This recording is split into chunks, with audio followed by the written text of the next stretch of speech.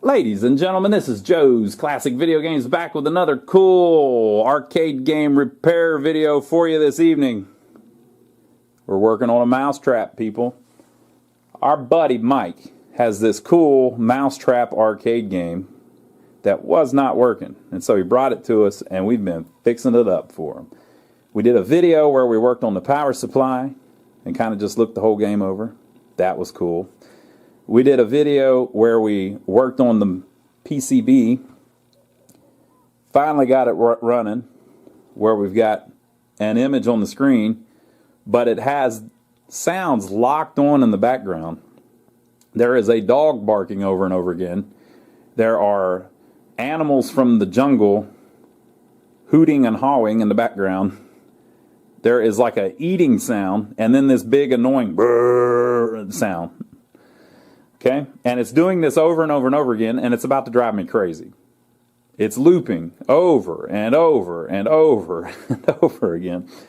So we need to work on the soundboard and figure out what in the world could be the problem. So we're going to get into that. We'll film all of it for you, show you the schematics a little bit, how to use a logic probe or how we're using a logic probe, and we'll see if we can figure anything out. Okay, folks, so we're messing around with the audio board. So the first thing that I'm going to do is check the Eproms, because what we found on the other board was that 3 of them were bad on the CPU board. So on the audio board, they're all from the same setup, it looks like, so maybe some of them are bad. So we had someone the other day asking us how we burn ROMs, check ROMs, blah, blah, blah, blah, blah. Again, I am not an engineer. We just kind of mess around with this stuff. And I have an old laptop that I've had for many, many years. And I have an old programmer here that I've had for many, many years. And the reason that I use the old laptop is because the old programmer uses a parallel port to connect. And newer computers don't have parallel ports on them. That's how you used to connect to a printer, right? You can get an adapter, I've heard, but I know that these programmers for these older Eproms are finicky as hell. So it may work with an adapter on a newer one. I have no clue. But this is an old Pocket Programmer 2 by Intronics. I've got 4 or 5 other ones too. I got a whole bunch of them, different ones. But whenever you're doing these old Eproms, this one seems to work the best for me, just for my setup. I'm sure the newer ones you can get to work right as well. I've got one of the little XL66 things, the little cheapo one. It's good on newer stuff, but on these are 2716 and 2732 Eproms, so it's just early stuff. They're very small. And I think the difference is that these need like 21 volts and 25 volts or vice versa or whatever to program them. And so the newer programmers, since they're trying to run off USB, they don't have the ability to create 21 volts. At least not well, right? So they have trouble with some of the older Eproms because it's not really designed for it. With the USB supply, they can program pretty much anything, but they need an external power supply usually to program these. So they had the same problem with this back in the day, that with the parallel port, it couldn't get 25 volts over that. So it had a external 9-volt power adapter that you plug in, and then it does some junk in here to where it can make enough voltage to program the thing. So again, I'm not an engineer, but since people were asking, basically the Eproms have a little window on them. They're erasable proms. So, erasable, programmable, read-only memory. I guess that's what that means. So you can erase them. You can still buy these, but I don't think they make 2716s or 2732s anymore. So I think they'd all have to be new old stock. So to erase them, you shine a light in this window. So you get there's a little eraser where you put this in a tray. It shines a UV light or whatever on it. And after 10 minutes or whatever, it's erased all of the contents of it. So once they're erased, then you can reprogram them, and you can do that a whole bunch of times. So these stickers to me look suspect as hell. I mean, this looks like they were full, but this looks like something somebody has done not too long ago. I doubt that's original from the factory. So these have all been replaced or checked or something at some point. A lot of people go way out of their way to put stickers over the window. I do that whenever I burn one, but if you find one that's missing, yeah, you can replace it, but it's not the end of the world if it's gone. Everybody acts like the thing is going to erase just from ambient light in the cabinet. It doesn't really work like that. You could put this sucker up on the dash of your car for a couple days and it won't erase it. So it's just, you know. But, so it could be that somebody just printed stickers and stuck them on the Eproms just because they didn't have stickers on them. And, you know, that's fine. So, how do we check them? Well, whenever you get a programmer, they usually have a little program that you can get for the computer. This one came with this one. So this is one of the old ones. I'm sure they have a newer USB version. I may have their USB version now that I think about it. But I just like this one, like I said, for the early chips. And each program's a little bit different. But generally what you're doing is, into the program, you're going to tell it what kind of chip you're going to use. And this particular program is very simple. So our first chip is going to be a 2716. Okay, so we're going to put the chip in the little programmer, and each one of them loads a little different. This one, you put the chip as far down as you can in the socket, and the notch is up. And then we're going to tell the program that it is a 2716. Right? And then we're going to load the buffer. So we're going to load a file into memory, and then so the computer will have a file and the programmer will have a chip in it. So this is supposed to be, according to the label, MTA6A, which is this file right here. Now, this particular program says, last file loaded in buffer, MTA6A bin. I've seen some of the little cheaper programs that don't even tell you what file you just loaded, which sucks. So once you've got that loaded in, there's a bunch of different things you can do. If you're trying to do what we're doing, where we're trying to check to see if it's right, you go up here to verify device, and it's going to check the contents of the file in the buffer to the contents of the EEPROM in the programmer. So if I hit verify device, it's very quick, and it says device verified to buffer. So that chip, it matches the file that we have. So you see I hit it 3 or 4 times and it's screwed up. It's because this computer's so old that the processor and all of that, it starts tripping.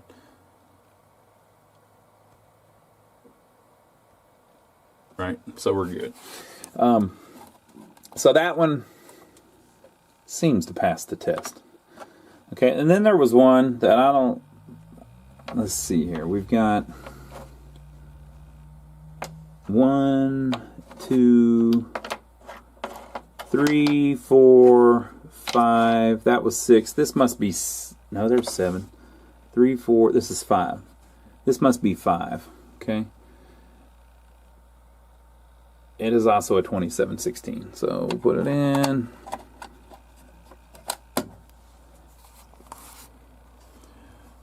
Now, if I put a this is supposedly number 5, but I've still got number 6 loaded in the buffer. So if we try to verify that, it should fail, and it does. So you see how it's going really slow because every damn thing is failing. And it says the device did not verify to the buffer. So at this address, it expected 0F and it got 99. At this address, it expected 1F and it got 8D. At this address, it expected 1C and it got 06, and on and on and on and on. And it's just got all kinds of them that are screwed up because it's the wrong file. Or if the wrong file was on the chip, or if something had screwed up on the chip and it's corrupted or whatever, right? So let's load 5, which is what I think it is, and try it again. So it verifies the 5. So that one, number 5, appears to be fine. So 5 and 6. So we'll just keep going through. So I hit the wrong thing. It basically was checking nothing in there. So basically, you just go through and check, and these little programmers most of them are inexpensive, and like I said, there's modern ones that are USB, and generally those will read the chips, but it just has trouble programming a new one. So if you wanted to burn a new one, you would take a new chip that you've erased, put it in the programmer, and then if you've got your file loaded up, you want to burn a 5. Once your chip is in the programmer and you have it set on the right chip, you just hit program. And then it will take whatever in the buffer and put it on the chip.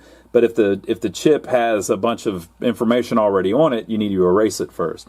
Another thing, just to mention, a trick that someone told me years ago, if you're burning a chip and it takes a high voltage or whatever, I guess you could do it on any of them, but if you're burning a chip and then whenever it gets done it fails to verify, after it burns it'll do a verify just to see if it matches the buffer. If it fails to verify after you burned it, burn it again. So you can put a chip in and hit program, and then it'll program it, and then hit program again, and it'll program it again, hit program again, it'll program it again. If it tries to make this 2D and it's 0, whenever it's blank, whenever it goes back through, if it tries to burn 2D in this place and it's already 2D, it will skip over it. So basically, if you burn it a couple times, it doesn't necessarily make it any better, but it's just in case there was something that didn't get completely flipped the way it's supposed to be. As you know, all of the information is just zeros and ones on the chip. So you might get a situation where something didn't get flipped over that was supposed to get flipped over or whatever. So I always burn them 2 or 3 times, especially on these little short ones that just burn in 3 seconds or whatever it is. So I'm going to go through the rest of them and check and just see if any of them are wrong, and then we're ready to put them back in.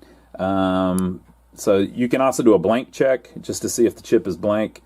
Move device basically means you take the information on the chip and move it onto the computer, and then you can save that file. So you're basically reading something off of the EPROM, so you've got a copy of it.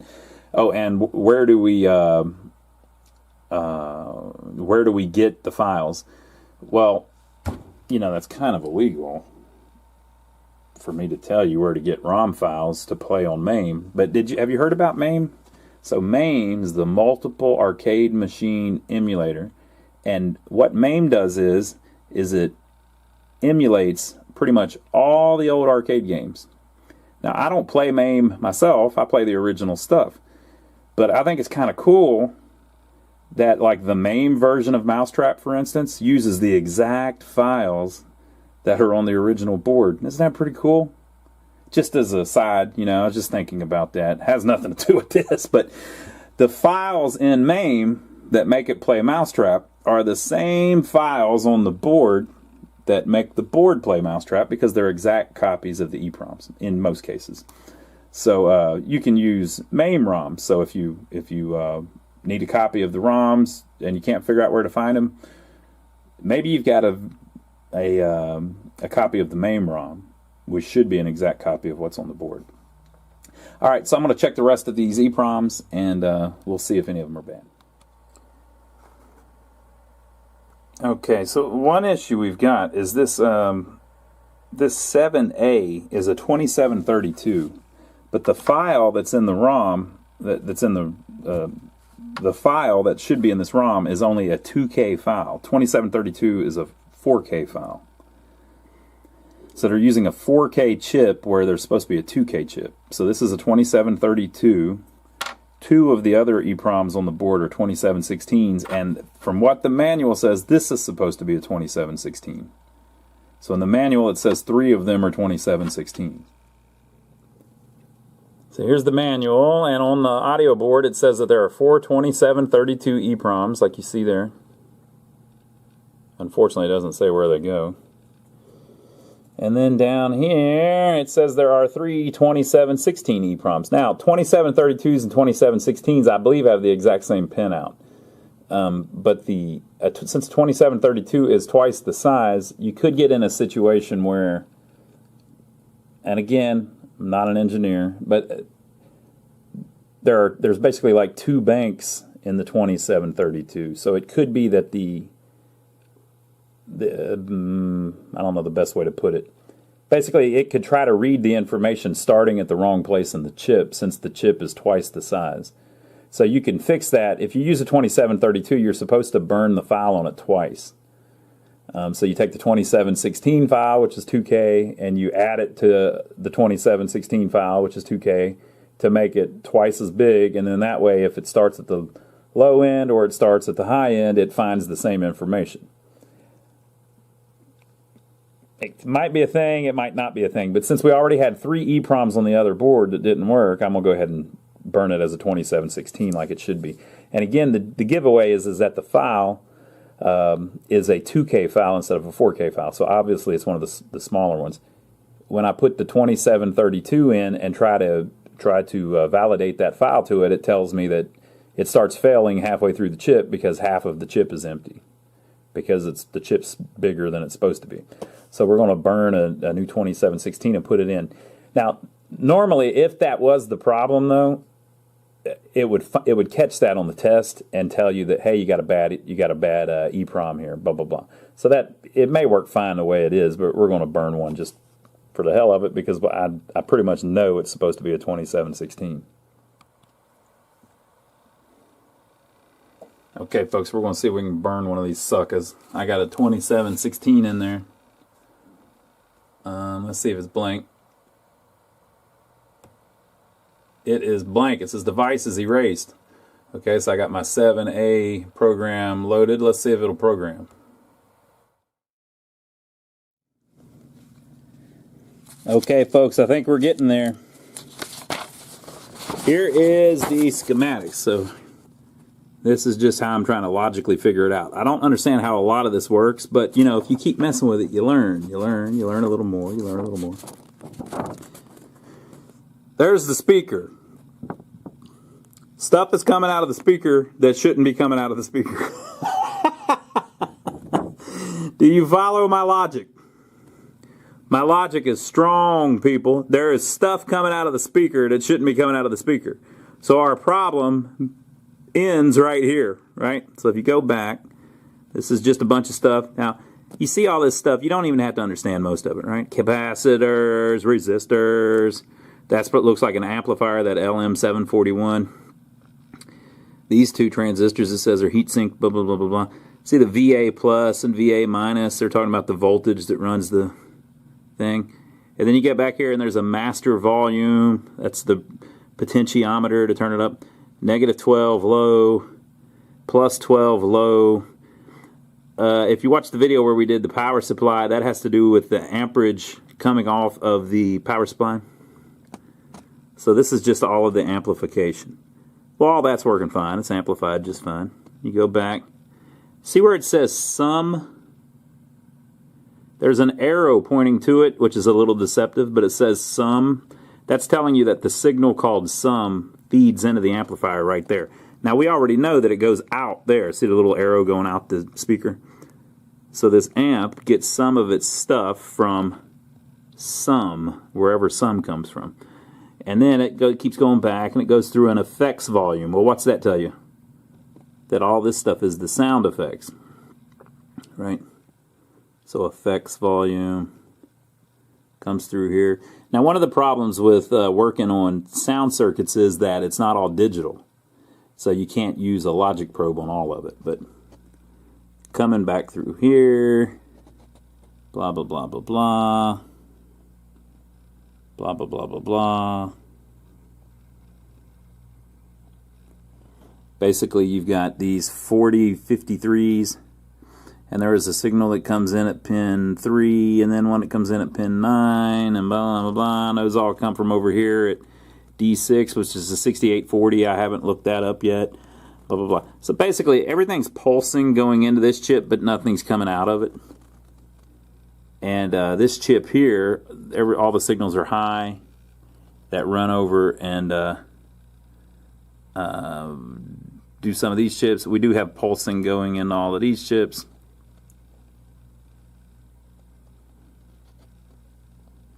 Now it says effects volume, so a dog barking sounds like a sound effect to me. And a cat meowing sounds like a sound effect, and a brrr sounds like a sound effect. right? So this, you would think, would be where that's coming from, but I think it may be that a lot of this is analog, so I can't check it with the probe. But I don't know. So anyway, the sheet before that, you have this, and it says sum. So this is where sum comes from. And it says DM volume. I wonder if that means digital music. I don't know. I don't know. Okay. Digital music volume. I wonder if that means that. I don't know. So anyway, it comes through here. Same thing. It's like a little preamp going on. So everything that comes through some, if you follow it back, eventually it comes out of this 3417 chip. Okay, and so all this stuff over here, is it just connected to voltages and grounds and capacitors and stuff. This is just, it's connected to voltage. And then it has two inputs. It has one called data, and then it has one called B clock. Okay. You see that? So pin 14 is the B clock coming in, and pin 13 is the data line coming in. So all of this could be figured out if you looked it up. Okay. So NE555, that's a timer chip. Everybody knows that, right? Well, if you look, all of the inputs and everything are grounds, capacitors, resistors, and the 5-volt rail. Okay, so it's outputting on pin 3, and that's pulsing away. So the B clock signal that's going in is pulsing away. Okay, the data signal that's pulsing in that's going in is also pulsing away. So that is where our sound effects are coming in. This B clock and data. This is all. This chip is making it come out, this output on pin 7. Now, I haven't even looked this up. I don't even know what this stuff is yet. Okay, so the data comes out of a 7474 at E2. All of this is kind of backwards. See our B clock signal? So it's coming out of the timer. That cannot be turned off because it's only, the only thing that makes it work is the 5 volts and the grounds. So it's always going to make a signal. It's always going to be the same. It can't even be manipulated. Blah, blah, blah. So that should definitely be pulsing, and it is, which means that B clock should always be pulsing. There's no way to turn it off. Okay. So if you come over here, the B clock is pulsing, and then on the other side of this bad boy, it's pulsing. Right? So this is a LS367. So this gate here, or whatever, is turned on by this line up here. So it's pulsing on this side, it's pulsing on that side because that line's telling it to transmit. That's just the layman's way of understanding it, right? So the data line here is pulsing. This line is pulsing, but this line is high. Okay? This line is pulsing, and this line is pulsing. Now, I say high, but it's kind of like a high pulse. I know this is probably sounds confusing as crap. So that's what's going on. So I see, whenever I hook up my probe to this, you can actually hear the sounds coming through the logic. So it's definitely on this signal. So where is this signal coming from? Well, it's coming in the data line here, and off of this in-out request line, I guess. Blah, blah, blah, blah, and the data lines are hooked to these Eproms and blah, blah, blah, blah, blah, right? Obviously, I don't completely understand all this, but these up here are high, and then it's pulsing on this side because these are the data lines that are coming off of the Z80, and they're all pulsing. The Z80 is doing its thing. It's pulsing all of this. It's selecting all of these Eproms, and it's talking back and forth with the Eproms on the data lines and the address lines. So the Z80 is all about this data here, right? So at the same time, these lines, some of these lines, are going over here to these on this LS367. and on the 7474 and the whatever this is, the 7432, right? So you've got pulsing all over here, and what would make these sides pulse as well is if this was turned on by this line here. Now on this side we've got pulsing on ZA7, we've got pulsing on the IO request line, right? But we don't have pulsing on this side of the E3 of the LS32. It's just kind of high. So you've got pulsing and pulsing, but it's stuck high there, right? Which means that these are pulsing, and this one's stuck low, this one's stuck high, this one's stuck low, and this one's stuck high. Now look what it says. It says eat. Well, if you listen, there's like a chomp sound. It goes like, that sounds like eat to me. And then there's Peter. I don't know what the hell that is. That might be the cat or something. I don't know. And then there's zero line. And then there's K9, which is the dog that we're definitely hearing, right? Right? So here we have pulsing and pulsing. So this one line's always pulsing. Pulsing and pulsing, and it's pulsing on... Oh, no, wait a minute. It's not pulsing. Yeah, we're good here, and it's pulsing and pulsing, blah, blah, blah. And then on this one, we've got pulsing and pulsing, but it's kind of high here, but pulsing here, and over here it's low, blah, blah, blah. And then the same one also is our one that's pulsing and pulsing, but it seems high here, and this is carrying through so that we're getting data out, blah, blah, blah. Okay, so these lines here, the E, the K9, all of that stuff, it goes even farther back. It goes back to this bad boy. And they're just stuck high and low and blah, blah, blah. Coming into this 6532, which I think is a is some sort of processor, I think. Oh, wait a minute. Yeah, I believe. I may be wrong. Right? I don't know. It looks like a PIA again to me.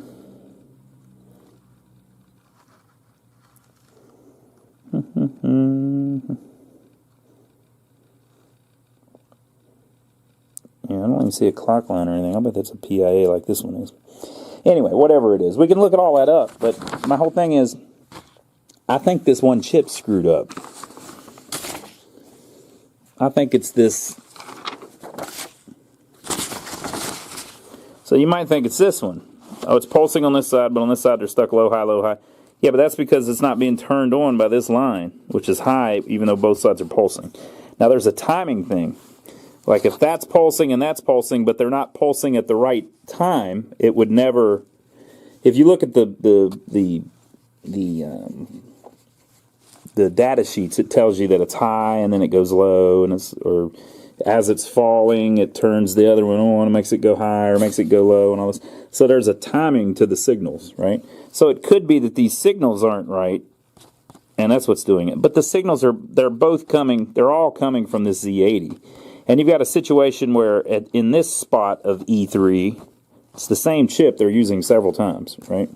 And in this spot, you have 2 pulses and outputs a high. And on this spot, 2 pulses outputs a low or whatever. Or I think that's a high too. No, a low because it's enabling it. Whatever. So it's giving you different results at the different places of the chip. And I don't know why the data that's coming out here, you can hear all of the dog and all of that crap on it. Right?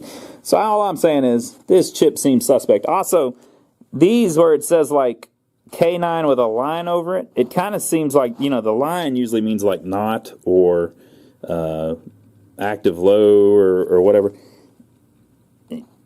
It's not K9, it's K9 with a line over it, So it could be that the other chip needs that signal to keep that noise from firing. That's what I'm going on. So all I'm saying is, first thing I'm going to do is swap this LS32. As a matter of fact, I think I'll try piggybacking one and see if that'll make it work. So you can take one and just bend the legs to where they're real tight and just stick it over the chip on the board and turn it on and see if it works with that on top of it, because each leg is touching the leg of the chip soldered in the board. And if there's something where the chip just doesn't work right, the new chip works and sends the signal through. So I'll try that first, see if we get any kind of difference. If we don't, we'll look at other things. Now there's, it could be the processors too, like if the Z80 seems fine, but if I go to this other one, if I can find it,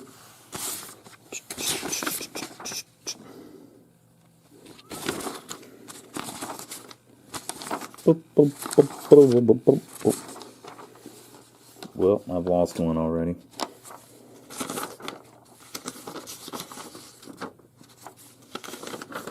They're running off on me, people. This one.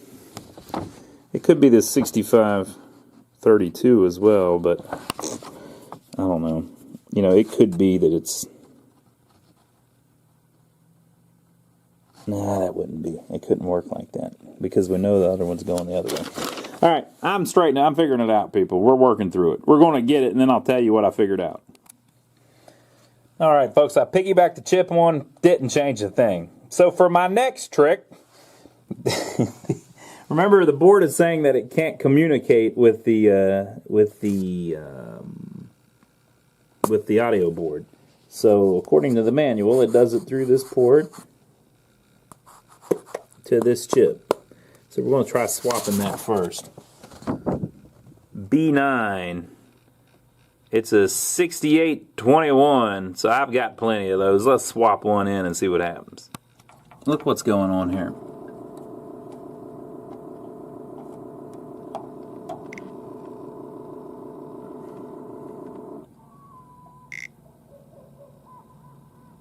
So we're just getting this really anemic kind of...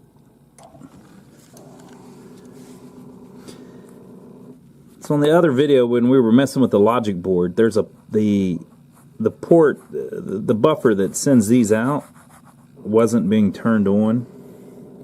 So I don't know. We're still trying to track it down. I guess it might end up being back on the MPU board, because basically this port is just not being turned on. So I don't know if that's... You would think even if this chip was bad, that these would be pulsing the entire time as the board tries to talk to the audio board. But when you first turn it on, it doesn't even work.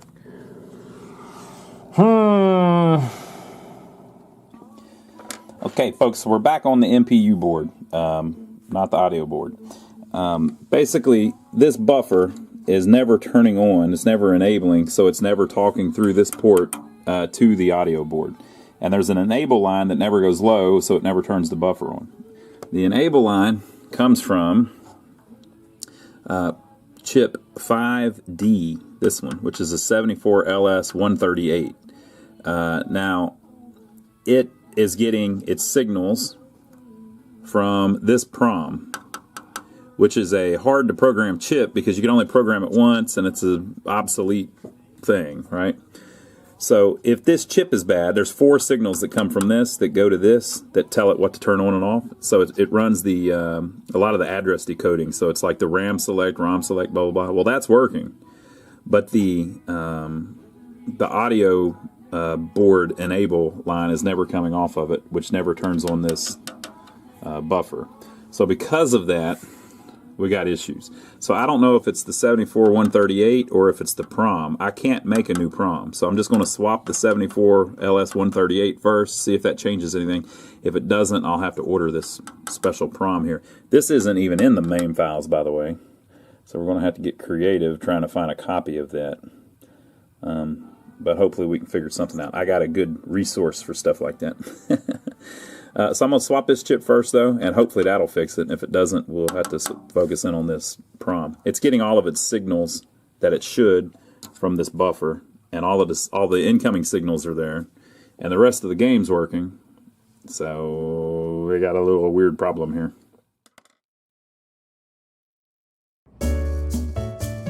Well, folks, I ordered that chip, and unfortunately that didn't fix it. I get stuff like that from hobbyroms.com. Steph, he's a great guy, and he can make pretty much even those old prom chips. So I got that in. That didn't change a thing. So this is an example of one that unfortunately I'm just not skilled enough to repair. So we had to let Mike know, hey, we got the board working. You can play it. We got the monitor working. You can see it, but we can't get the soundboard to work right. So he picked it back up, and I believe he ultimately bought another board set for it to fix it. So usually I don't upload videos that we were not able to repair. But to be honest, there's only been a few games like that over the years. So this one actually is from a couple years ago. If you look, you can kind of tell by some of the games in the background. And people have been wanting to see more arcade videos, so I figured, well, let's upload our MOUSESTRAP stuff, and people might enjoy that. So that's about as far as I could go with that one, unfortunately. I hope you enjoyed it anyways. You folks may have been able to fix the soundboard. Tell me what was wrong with it down below. You can check out the schematics if you want. Mike may still have the board. Maybe he can fix it if you let him know. But leave your comments below. Make sure to give us a thumbs up. Sorry we couldn't get it completely fixed and play through it for you, but what can you say? Make sure to check out my brother Donnie. Joey and I have a brother Donnie. The channel is called My Brother Donnie. The link is down below. We work on arcade games, pinball machines, jukeboxes. My brother Donnie works on old buildings, old vehicles, and he has a farm with cows and goats, so check that out. And if you want to support our channel, there's a link to Amazon down below. If you click that link, it'll take you to the main page of Amazon or wherever. And once you've done it, that's all you have to do. It'll anything you buy on Amazon will give us a tip for basically sending you there. We had some people emailing over the years that have said, hey, it didn't take me to your homepage, it just took me to the homepage of Amazon. Yeah, that's all it does. You don't have to do anything special. It puts a little identifier in your URL or whatever, or a little cookie or something, so that it can tell that my link sent you there. So that's how it works. It's called the Amazon Associates Program. It's been going on for many years. So we appreciate everybody that's been doing that. Sorry we couldn't fix the sound, but oh well, what can we say? We're just not to the level yet that we know how to fix things that that are a little more complex like that. But we're still learning. Maybe we'll fix the next one. Hope you enjoyed it. We'll see you on the next video.